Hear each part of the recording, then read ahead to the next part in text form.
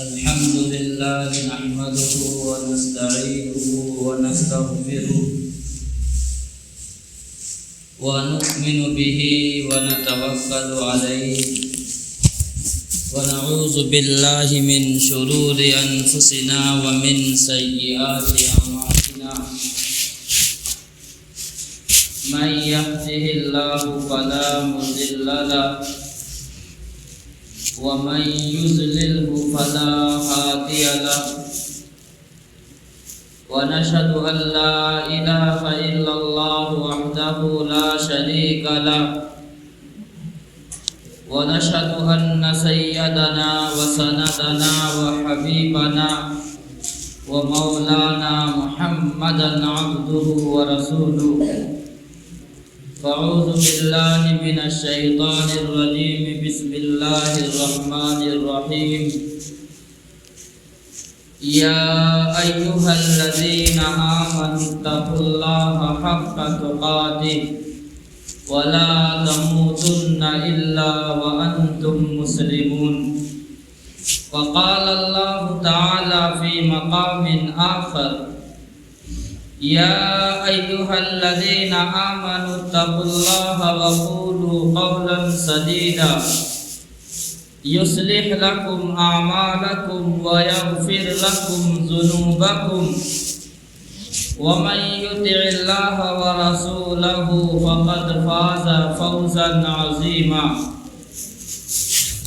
وقال النبي صلى الله عليه وسلم النکاح من سنتی وقال علیہ الصلاة والسلام فمن رغب عن سنتی فلیس منی وقال النبی صلی اللہ علیہ وسلم یا معشر الشباب من استطاع منکم الباءة فلیتزوج فإنه أغض للبصر وأحسن للفرج ومن لم يستطع فعليه بالصوم فإن له وجاء أو كما قال عليه الصلاة والسلام اللهم صل على محمد وعلى آل محمد كما صليت على إبراهيم وعلى آل إبراهيم إنك حميد مجيد اللهم بارك على محمد وعلى آل محمد كما باركت على إبراهيم وعلى آل إبراهيم إنك حميد مجيد سامعین محترم، عزیز ساتھیوں، بزرگوں، اللہ رب العالمین کا لاکھ لاکھ شکر ہے کہ پروردگار عالم نے ہم سب کو دنیا میں بھیجا ہے۔ اللہ رب العالمین نے سب سے پہلے اس کائنات کے اندر حضرت آدم علی نبینا علیہ الصلاۃ والسلام کو دنیا میں بھیجا۔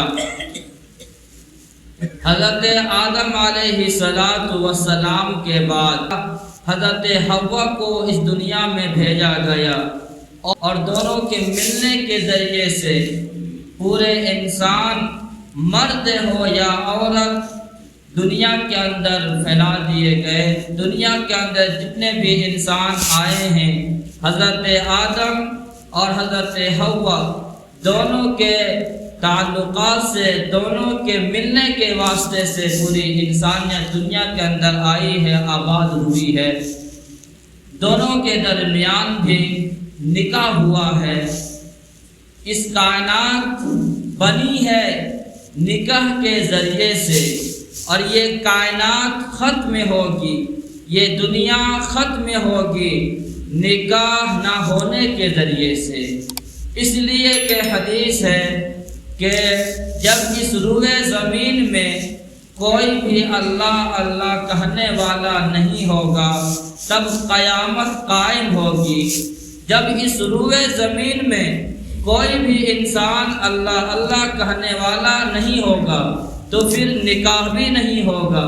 جب نکاح نہیں ہوگا تو پھر دنیا یہ جو ہے ختم ہو جائے گی اور یہ دنیا اپنی آخری مرحلے سے گزر کر کے فنا ہو جائے گی۔ تو اس کائنات بنی ہے نکاح کے ذریعے سے اور یہ کائنات ختم ہوگی نکاح کے نہ ہونے سے۔ بہت سارے مواقع میں ہم اور آپ آئے دن نکاح کے اندر ایک خطبہ سنتے ہیں، اس خطبے میں کیا پڑھا جاتا ہے اور اس خطبے کے اندر جو آیات پڑھی جاتی ہے کیا مطلب ہے ان آیتوں کا۔ ہزاروں نکاح ہو رہا ہے، لیکن اگر کسی انسان سے پوچھ لیا جائے کہ خطبہ کے اندر کیا آیتیں پڑھی جاتی ہے، کیا مطلب ہے جو آیتیں پڑھی جاتی ہے، بمشکل کوئی ایک انسان آپ کو بتا دے گا۔ وجہ یہی ہے، ہلڑ بازی کرنے کے لیے جب انسان خطبہ دے رہا ہو نکاح کا تو آپس میں فوٹوگرافی کریں گے، آپس میں بکواس کریں گے، نہ خطبہ خود کوئی سنتا ہے نہ پڑھنے والے کو کوئی پڑھنے دیتا ہے۔ سمجھا یہ جاتا ہے یہ کوئی رسم ہے، کوئی رواج ہے، کوئی تہوار ہے، کوئی فنکشن ہے۔ دعوت ملی ہے شادی میں، دعوت ملی ہے شادی میں، نکاح میں تو ہم چلے گئے ہیں، لیکن وہاں جو خطبہ جو پڑھا جاتا ہے اس خطبے کے اندر 3 آیتیں پڑھی جاتی ہے اور ان 3 آیتوں کا ترجمہ کیا ہے، مطلب کیا ہے۔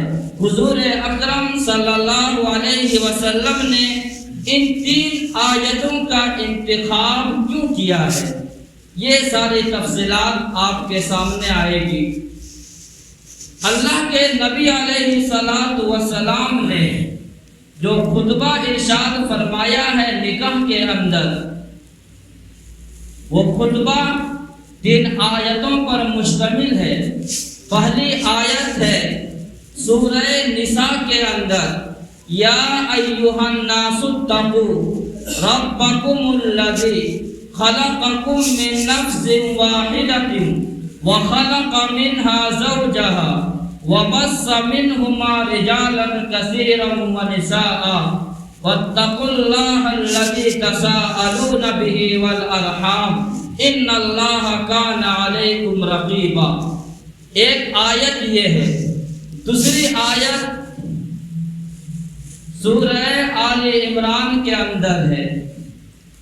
وہ آیت کون سی ہے؟ وہ آیت ہے یا ایھا الذین آمنوا اتقوا اللہ حق تقاتہ ولا تموتن الا وانتم مسلمون۔ تیسری آیت کون سی ہے؟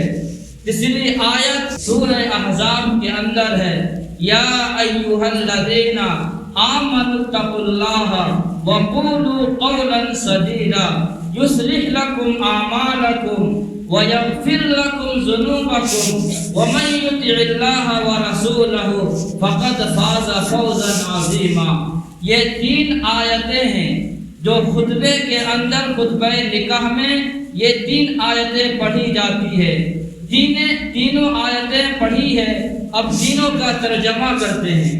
پہلی آیت کا ترجمہ، یا ایھا الناس اتقوا ربکم الذی خلقکم من نفس واحدۃ وخلق منها زوجها وبث منهما رجالا كثيرا ونساء۔ اے لوگو، اس رب سے ڈرو، اس اللہ سے ڈرو جس نے تمہیں پیدا کیا ہے ایک جان سے، یعنی حضرت آدم علیہ نبینا علیہ الصلوۃ والسلام سے، وخلقکم منہا، اور اسی سے پھر پیدا کیا ہے حضرت حوا کو، وبث منہما رجالا کثیرا ونساء، پھر حضرت آدم اور حضرت حوا دونوں کے ملنے کے نتیجے میں بہت سارے مرد اور بہت ساری عورتوں کو دنیا کے اندر ہم نے پھیلا دیا ہے۔ واتقوا اللہ الذی تساءلون بہ والارحام، اور اس اللہ سے ڈرو جس کا واسطہ دے کر کے تم سوال کرتے ہو۔ اللہ کا واسطہ دے کر تم لوگوں سے مانگتے ہو، والارحام اور رشتے کے حقوق کو تم مضبوطی سے تھامے رکھو، ان اللہ کان علیکم رقیبا، بے شک اللہ تعالیٰ تم پر نگران ہے، بے شک اللہ تعالیٰ تم پر محافظ ہے، تمہاری حرکتوں کو وہ دیکھ رہا ہے۔ پہلی آیت کا ترجمہ یہ ہے۔ دوسری آیت کا ترجمہ، یا ایھا الذین آمنوا اتقوا اللہ حق تقاتہ ولا تموتن الا وانتم مسلمون، اے ایمان والو اللہ تعالیٰ سے ڈرو جیسا کہ اللہ سے ڈرنے کا حق ہے، ولا تموتن الا وانتم مسلمون، اور تمہاری موت نہ آئے مگر اسلام کی حالت میں، یعنی تمہاری موت اس حالت میں آنی چاہیے کہ تم کلمہ والا ہو، تو ایمان والا ہو، تم اللہ کو ماننے والے ہو، اس حالت میں تمہاری موت آنی چاہیے۔ تیسری آیت کا ترجمہ، یا ایھا الذین آمنوا اتقوا اللہ وقولوا قولا سدیدا، اے ایمان والو اللہ تعالیٰ سے ڈرو، وقولوا قولا سدیدا، اور درست بات کرو، ٹھیک ٹھیک بات کرو، یغفر لکم اعمالکم، وہ اللہ تمہارے کاموں کو بنا دے گا، وہ اللہ تمہارے کاموں کو بہتر انداز سے سنوار دے گا، یغفر لکم ذنوبکم، اور وہ اللہ تمہارے گناہوں کو معاف بھی فرما دے گا، ومن یطع اللہ ورسولہ، جو اللہ اور رسول کی اطاعت کرے گا، فقد فاز فوزا عظیما، وہ یہاں بھی کامیاب ہے، وہ وہاں بھی کامیاب ہے۔ یہ تین آیتیں تھی جو خطبہ نکاح میں پڑھی جاتی ہے، تینوں آیتوں کا ترجمہ کر دیا ہوں۔ اب تینوں آیتوں کا مطلب تو وقت نہیں ہے، لیکن تینوں آیتوں کو اللہ کے نبی علیہ السلام نے خطبہ نکاح میں کیوں پڑھتے تھے؟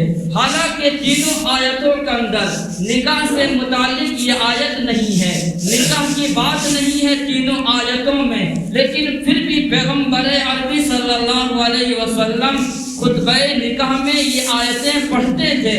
آخر وجہ کیا ہے اور تینوں آیتوں کو ملانے سے کیا سبق ملتا ہے، وہ بات آپ کی توجہ کی نظر کرنا چاہتا ہوں۔ تینوں آیتوں کو ملانے سے تینوں آیتوں میں جو ایک چیز بیان کی گئی ہے، جو ایک جملہ جو ارشاد فرمایا ہے، وہ ہے یا ایھا الذین آمنوا اتقوا اللہ۔ پہلی آیت کے اندر بھی فرمایا آمنوا اتقوا اللہ، دوسری آیت میں بھی اللہ نے فرمایا یا ایھا الذین آمنوا اتقوا اللہ، تیسری آیت میں بھی اللہ نے فرمایا یا ایھا الذین آمنوا اتقوا اللہ۔ تینوں آیتوں کے اندر فرمایا یہ جا رہا ہے کہ اس اللہ رب العالمین سے ڈرو، تقوی اختیار کرو۔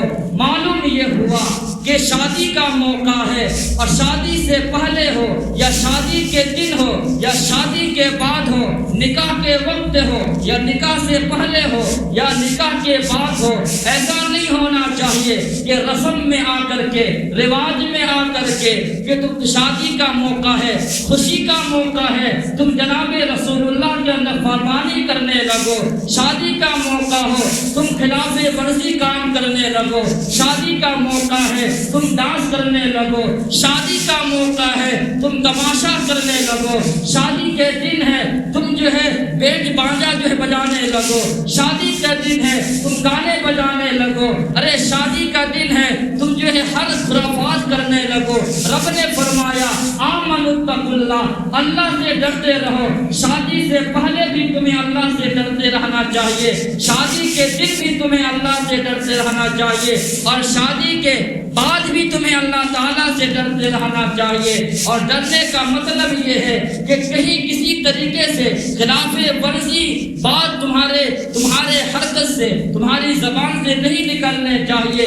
پورا حقوق بیوی کا خیال رکھنا چاہیے، مہر کا بھی پورا خیال رکھنا چاہیے، اور شادی اس طریقے سے کرو جو آمنہ کے لال نے کیا ہے، شادی اسی نہج سے کرو جو صحابہ کرام نے کر کے دکھلایا ہے، شادی اسی نہج سے کرو جو حضرات صحابہ کرام اکابر اور اسلاف نے کیا ہے۔ تو تینوں آیات آیتوں کو ملانے سے جو بات سمجھ میں آتی ہے اس کا تعلق تقویٰ ہے، اس کا نام پرہیزگاری ہے کہ اے ایمان والو اللہ رب العالمین سے تم ڈرتے رہو، اللہ رب العالمین سے تمہارا تعلق مضبوط ہونا چاہیے۔ جس کا تعلق اللہ سے مضبوط ہوگا وہ شادی کا دن بھی وہ رسم و رواج کے چکر میں نہیں پھنسیں گے۔ آج معاشرے کا جائزہ لیجیے، ایک رسم نہیں ہزاروں رسم جو ہے آپ کو دکھائے جائے گا، یا وہ مہندی کا رسم ہے، یا وہ انگوٹھی پہنانے کا رسم ہے، یا وہ کپڑے پہنانے کا رسم ہے، یا وہ شرنی کا رسم ہے، یا مٹھائی بانٹنے کا اور مٹھائی چڑھانے کا رسم ہے۔ ہزاروں رسموں کے اندر ہم جکڑے ہوئے ہیں اور پھر کہتے یہ ہیں کہ شادی بڑا مشکل ہو چکا ہے، شادی کو مشکل ہم نے بنایا ہے۔ جناب رسول اللہ صلی اللہ علیہ وسلم نے تو ارشاد فرمایا کہ ان اعظم النکاح برکتاً ایسرہ معودن، سب سے بابرکت نکاح وہ ہے، سب سے اچھا نکاح وہ ہے، سب سے عمدہ نکاح وہ ہے کہ آپ کا خرچہ کم ہو، جس خرچے کے اندر پیسہ کم لگ رہا ہے، روپیہ کم لگ رہا ہے، وہ شادی وہ نکاح سب سے اعظم نکاح ہے، سب سے برکتوں والا نکاح ہے۔ یہ کسی مفتی کا جملہ نہیں ہے، یہ کسی قاضی شہر کی بات نہیں ہے، یہ آمنہ کے لال کی بات ہے کہ سب سے جو ہے بہترین نکاح وہ ہے۔ آج آئیے معاشرے کے اندر جس کو رب نے 10 روپیہ بڑھا کر کے دے دیا ہے، جو اپنے آپ کو مالدار شمار کرتے ہیں، جو اپنے آپ کو یہ کہتے ہیں میں تو ٹھیکیدار بن گیا ہوں، میں تو زمینوں کا مالک بن گیا ہوں، ارے میرے پاس تو اربوں خربوں کا مالک بن گیا ہوں۔ میں کہنا یہ چاہتا ہوں تمہاری شادی اس انداز سے نہیں ہونی چاہیے۔ کیا آمنہ کے لال کے پاس کس چیز کی کمی تھی؟ کوئی کمی نہیں ہے۔ 11 آپ نے نکاح کیا ہے، کوئی جو ہے مہندی نکاح نہیں، کوئی جو ہے رسم رواج نہیں، اپنی 4 بیٹیوں کا نکاح آپ نے کیا ہے، کوئی جہیز نہیں، کوئی نقدی نہیں، کوئی روپیہ نہیں، کوئی پیسہ نہیں، کوئی بارات نہیں، کوئی منگنی نہیں۔ آج منگنی کے چکر میں آج ساری رسم کے اندر رواج کے اندر ہم جکڑ گئے ہیں، اور جو لوگ مالدار ہیں وہ نکل جاتے ہیں۔ تمہاری مالداری کو اپنے پاس رکھو، تمہاری مالداری کی وجہ سے غریب کی بیٹی بیٹھی ہوئی ہے، آنکھیں سے آنسو بہا رہی ہے، ان آنسو کو پوچھنے والا کون نظر آئے گا؟ ان آنکھوں کو اور ان ماں بہنوں کا سہارا کون بنے گا؟ تم پیسے میں آ کر کے، مستی میں آ کر کے اسلام کو بدنام نہیں کرو، قرآن کو بدنام نہیں کرو، اللہ کے نبی کی تعلیمات کو بدنام نہیں کرو، بلکہ اسی کے نہج کے مطابق شادی کرو جس انداز سے صحابہ کرام نے ارے کر کے دکھلایا ہے۔ مدینہ المنورہ ہے، حضرت عبد الرحمن بن عوف رضی اللہ تعالی عنہ کا نکاح ہوا، اور مدینہ المنورہ کے اندر اس زمانے میں یہ رواج ہوگا کہ دلہا کے کپڑے میں رنگ لگا لیا کرتے تھے، رنگ جو ہے رنگ ڈال دیا کرتے تھے۔ اللہ کے نبی نے دیکھا عبد الرحمن بن عوف رضی اللہ تعالی عنہ کے کپڑے میں ارے رنگ لگا ہوا ہے، پیلا رنگ ہے۔ اللہ کے نبی نے فرمایا تمہارے کپڑے میں یہ رنگ کس چیز کا رنگ ہے؟ کیا چیز ہے تمہارے کپڑے میں؟ حضرت عبد الرحمن بن عوف رضی اللہ تعالی عنہ نے کہا اے رسول خدا، آپ کو معلوم نہیں ہے میری شادی ہو گئی ہے، میں نے فلاں عورت سے نکاح کر لیا ہے۔ حضرت عبد الرحمن بن عوف کا نکاح ہو رہا ہے، جناب رسول اللہ کو کوئی دعوت نہیں ہے، کچھ نہیں ہے، لیکن اللہ کے نبی نے یہ نہیں کہا عبد الرحمن بن عوف تم کیسے بے وفا ہو، تم نے نکاح کر لیا، تم نے شادی کر لی ہے، تم نے مجھے بھی پوچھا نہیں ہے۔ آج معاشرے کا جائزہ لیجئے، اگر کسی کو شادی کے دن میں خوش نہ لیا جائے، پوچھا نہیں جائے، وہ فلاں انسان پوچھتا نہیں ہے، وہ فلاں جو ہے لوگ مجھے جو ہے حال تک نہیں پوچھتا ہے۔ اب جو ہے میرے سلسلے میں ایک انسان کو دعوت ملی ہے، دو کو دعوت ملی ہے، دوسرے کے یہاں دعوت کھانے والا نہ بنو، اپنے یہاں اپنا پیسے سے کھانے والا بنو۔ اللہ کے نبی علیہ السلام کی تعلیمات کے اندر ساری تفصیلات موجود ہے، اس لیے گزارش یہ ہوگی جناب رسول اللہ صلی اللہ علیہ وسلم کے طرز کے مطابق آنے کی ضرورت ہے۔ آپ دیکھیے منگنی کے موقع پر 10-10 12-12 گاڑیاں جاتے ہیں۔ کیا تم نے پیسہ دیا ہے؟ ارے تم اتنے لوگ کہاں جاتے ہو؟ کس نے تمہیں اجازت دی ہے اتنے لوگ جانے کی؟ کیا وہ شادی کا دن ہے؟ کیا وہ کیا چیز ہے؟ کیا خرافات جو ہے لوگوں نے کر رکھا ہے؟ لوگ کہتے ہیں یہ سخت بولتا ہے، بات بولنے کی نہیں ہے۔ آپ نے اسلام کو بدنام کر دیا ہے، شریعت کو بدنام کر دیے ہیں۔ جو غیر مسلم اسلام کے اندر آنا چاہتے ہیں، ان رسم کو دیکھ کر کے، ان رواجوں کو دیکھ کر کے وہ چاہتے یہ ہیں، آمینہ کا لال کا فرمان تو یہ ہے، مسلمانوں کا عمل یہ ہے، اب میں کہاں چلا جاؤں، میں کیا چیز اختیار کروں؟ کوئی غیر مسلم اگر اسلام کے اندر آنا چاہتا ہے، وہ دیکھتا یہ ہے، آمینہ کے لال کی سیرت یہ ہے، مسلمانوں کا کردار یہ ہے، تو وہ لوگ کیسے اسلام قبول کریں گے؟ اس لیے اپنے اندر شادی ہو یا غمی کا موقع ہو یا ولادت کا موقع ہو، کوئی بھی موقع ہو، میں ان تمام حضرات سے گزارش کریں گے کہ ان شادیوں میں 100-200 برات بالکل نہ جایا جائے، ان رسم کو رواج کو ختم کیا جائے، بالکل سادہ نکاح کیا جائے، اور جو ہے نکاح کو آسان بنایا جائے، اور جو ہے زنا کاری کو مشکل بنایا جائے۔ آج زنا کاری بہت آسان ہو چکی ہے اور نکاح بہت مشکل ہو چکا ہے۔ ارے ہم نے ہی اس کو مشکل بنایا ہے۔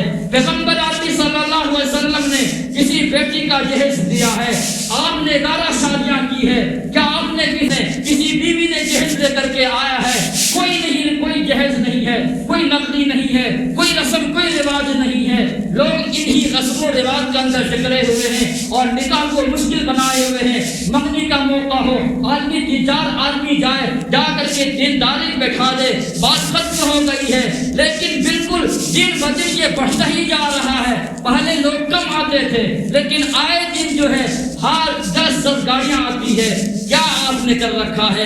کیوں ایسے آپ کر رہے ہیں؟ ہماری تعلیمات ہے، ہم نمازی بھی ہیں، ہم حاجی بھی ہیں، ہم جماعتی بھی ہیں، ہم خطیب بھی ہیں، ہم امام بھی ہیں، ہم مولوی بھی ہیں، لیکن ہماری شادی بیاہ سنت کے مطابق نہیں ہے۔ ہماری شادی بیاہ کے اندر اللہ کے نبی علیہ الصلوۃ والسلام نے اسی لیے جو خطبہ ارشاد فرمایا تھا، جو خطبہ ہم نے آپ کے سامنے نقل کی ہے، تینوں آیتوں کے اندر اللہ کے نبی نے فرمایا تھا، یا ایھا الذین آمنوا اتقوا اللہ، اللہ تعالیٰ سے ڈرنا ہے، اللہ تعالیٰ سے تقوی اختیار کرنا ہے۔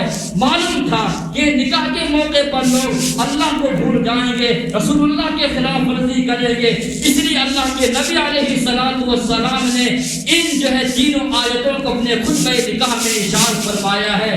آگے چلیے، ہمارے اکابر اور اسلاف کا جو ہے شادی کس انداز سے ہوتا تھا۔ اللہ کے نبی نے فرمایا حضرت ابو ہریرہ رضی اللہ تعالیٰ عنہ سے کہ تم نکاح کرنا چاہتے ہو، کوئی بات نہیں ہے، نکاح کر لو، لیکن لوگ شادی کرتے ہیں، نکاح کرتے ہیں 4 وجہ سے۔ 4 وجہ ہے جس کی بنا پر لوگ شادی کرتے ہیں۔ نمبر 1 لیمانہا، مال کی وجہ سے انسان شادی کرتا ہے، فلاں عورت سے نکاح کروں گا، شادی کروں گا، میں مالدار بن جاؤں گا، مجھے وہ لڑکی والے پیسہ دیں گے، دولت دیں گے، اس لیے نکاح کرتے ہیں۔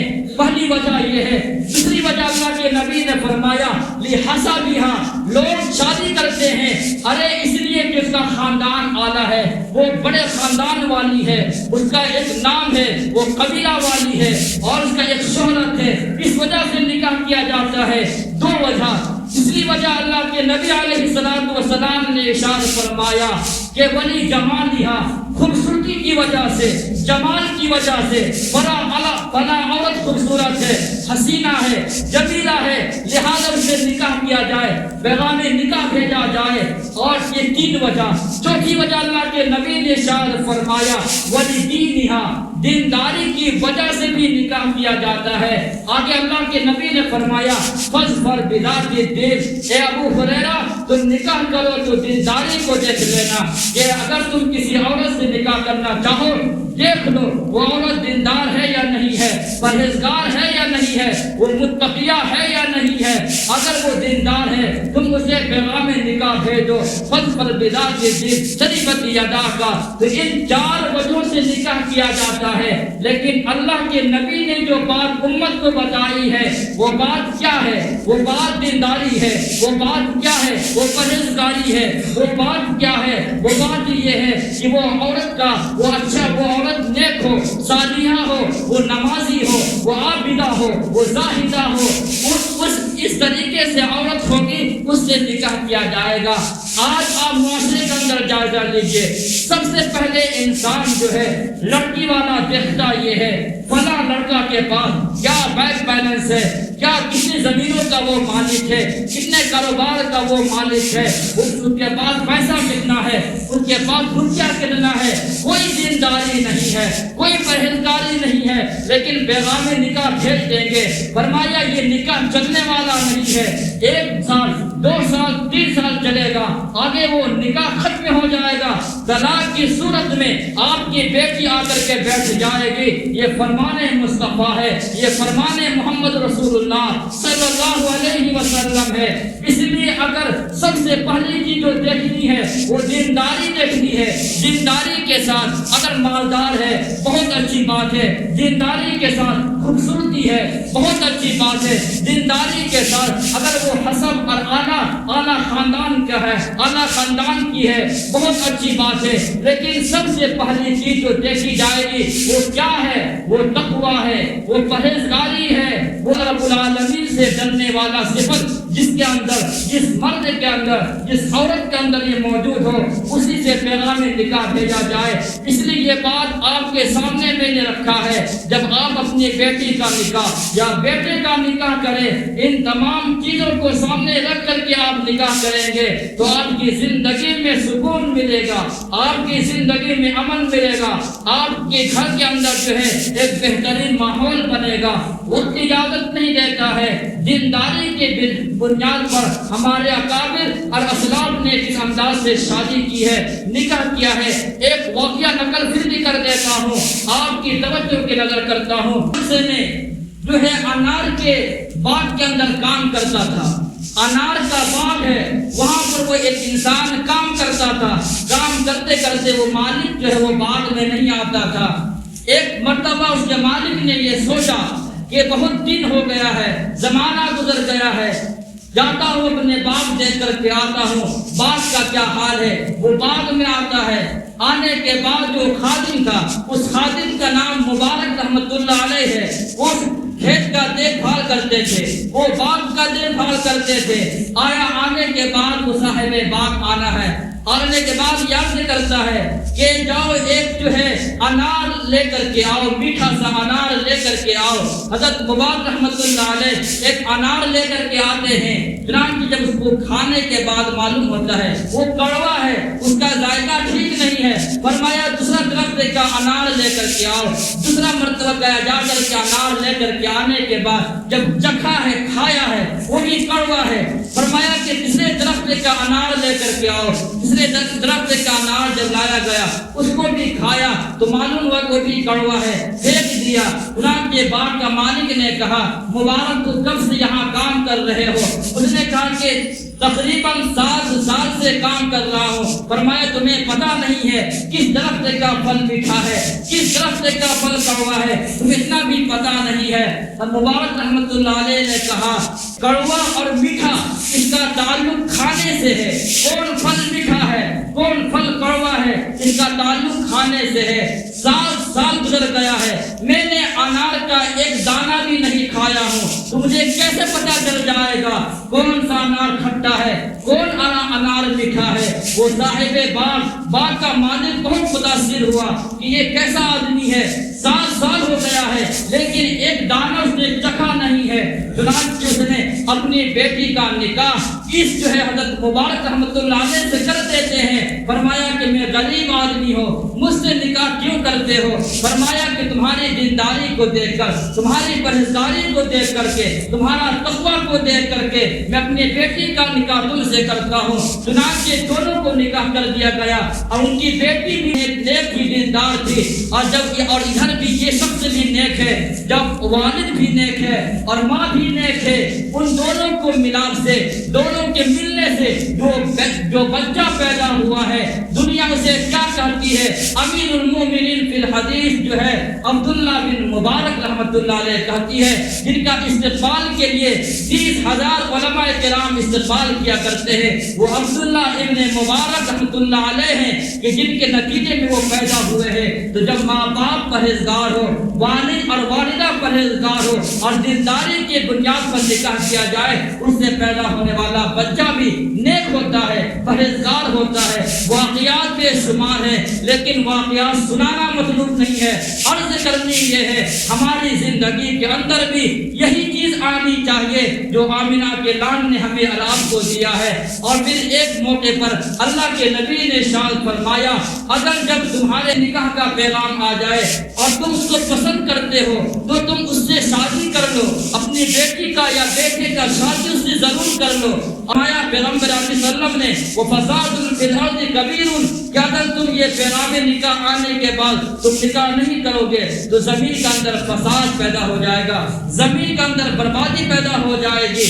اس لیے اگر کہیں سے پیغام نکاح آیا جائے اور وہ آپ کو پسند ہو، ہر چیز پسند ہے، تو پھر نکاح کر دینا چاہیے، نکاح کے اندر تاخیر نہیں کرنی چاہیے۔ نکاح کے اندر تاخیر کرنے کی وجہ سے پیغمبر فرما رہے ہیں زمین کے اندر فساد جو ہے برپا ہو جائے گا، زمین کے اندر ہلاکت و بربادی کا ایک جو ہے منظر آپ کو دکھائی دے گا۔ اس لیے جو بات جو ہے آپ کے سامنے کہی گئی ہے، ہم بھی اور آپ بھی جو ہے اپنی شادی بیاہ کے موقع پر جو رسم جو رواج ہے اس کو نکال کر کے باہر پھینک دیا جائے، سادہ نکاح کیا جائے، سنت کے مطابق نکاح کیا جائے۔ کوئی بھی انسان ہو، اس کا تعلق کسی سے بھی ہو، چاہے وہ جماعت کا امیر ہو، چاہے وہ کیا اپنا قلعہ لگاتا ہو، چاہے وہ امام ہو یا کوئی بھی ہو انسان ہو، ہر انسان سے گزارش یہی ہے کہ شادی کو سادہ کیا جائے، شادی کو سنت کے مطابق کیا جائے، شادی کو سنت رسول کے مطابق کیا جائے۔ اگر ہم اور آپ کریں گے اور ہم اپنے گاؤں کے اندر ایک رواج بنائیں گے، انشاءاللہ آنے والی نسل اس سے فائدہ اٹھائے گی۔ اللہ رب العالمین ہمیں بھی اور آپ کو بھی عمل کی توفیق عطا فرمائے، سنت رسول کے مطابق نکاح کرنے کی توفیق عطا فرمائے۔ اقول قولی ھذا واستغفر اللہ وآخر دعوانا الحمد للہ رب العالمین۔ میرے دوستوں